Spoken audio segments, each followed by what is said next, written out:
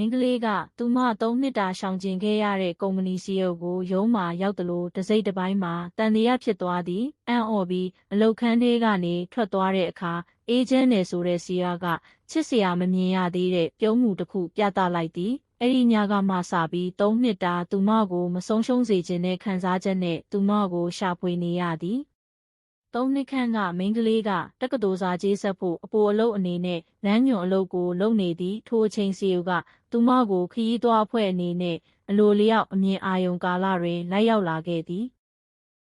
သို့သောမိန်းကလေး9 နှစ်သာရှိသေးပေမဲ့လမ်းညွှန်အတွေ့အကြုံများပြီးသူ့လုပ်ငန်းစဉ်မှာအမှန်တရားရှိသည်နေစောစောမှာအခြားအကြောင်းရင်းမထည့်ပေးဘဲနာမည်ကြီးမုန်းဆိုင်တစ်ခုသို့သူမလိုက်သွားပြီးအနားလန်းဆောင်တစ်ခုတွင်မိန်းကလေး၏သပင်တစ်ခုစူးရဲ့မျက်နှာထိလျက်သူ့နှလုံးသားအလွန်လှုပ်ရှားစေသည်